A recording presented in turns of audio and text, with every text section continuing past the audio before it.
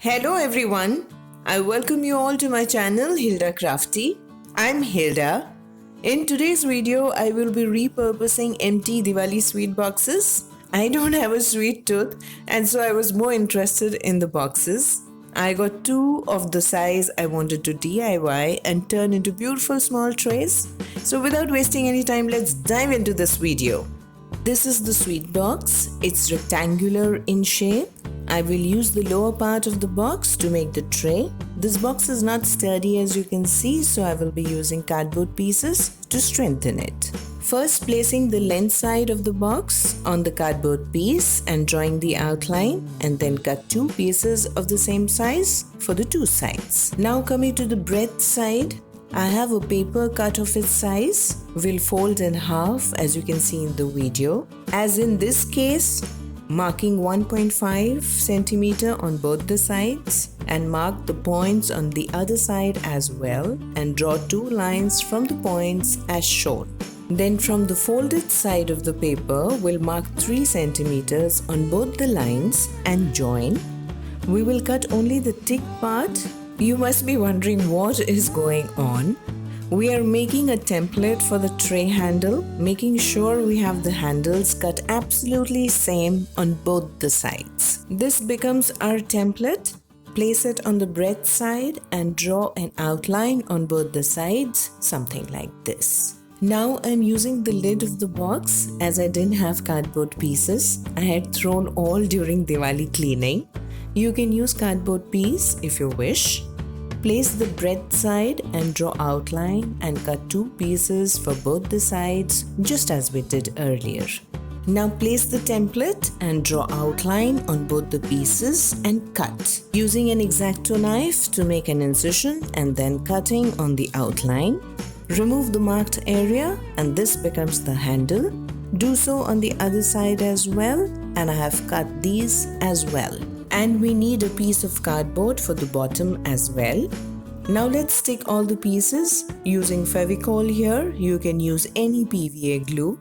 Spread well and place the cardboard pieces for the length side and use clothespin to secure. Now we do the same for the breadth side as well. Secure with clothespin and let dry for some time. Then remove the clothespin. Now to stick the cardboard piece for the bottom area as well. Then turn the box and put some weight and let dry. Now this looks untidy, so we can use a masking tape or a paper tape to cover the top area, which makes it look very neat. Or we can use newspaper or paper strip. Mix equal part of PVA glue to water and get a runny consistency like this. Apply glue at the top area and stick the paper very well. I have done so for the other three sides and the edges as well. This entire step will further strengthen the box because of the glue that we are using here. Now for the handles, we use small pieces of paper to get a very neat and nice finish. Bigger pieces will leave a crease and we do not want that. Can you see how neat it looks? This is exactly what I was looking for. Do so for the other side as well. Now we take a rectangular piece of paper and stick inside. Apply glue on top as well. For the bottom side, we do the same steps. After this, we have to allow it to dry very well before we move on to the next step. To prime, we will use Gesso. You can use any brand from the market. I'm using homemade Gesso. I have a video on this. We'll leave the link in the description box and in the I button above. Do have a look. We apply a generous coat of gesso all over and let dry very well. Giving time to dry in between is very important. You can take small breaks and run some errand and get back. Using this beautiful color chalk paint I got from Itsy Bitsy. I love this color. If you don't have chalk paint, you can make it at home. I have a video on this. We'll add the link in the description box below. These chalk paints are also from Itsy Bitsy. You can use my coupon code HILDA5 to get additional 5% discount. Link in the description box below. Using shade Tattered Lace just for the inside base. This color goes very well with shade Driftwood I have used. Using this stencil, place it in the center and stick the corners and sides with masking tape very well, as you can see here in the video. Using a stencil brush, you can even use an old brush. I will use both and show.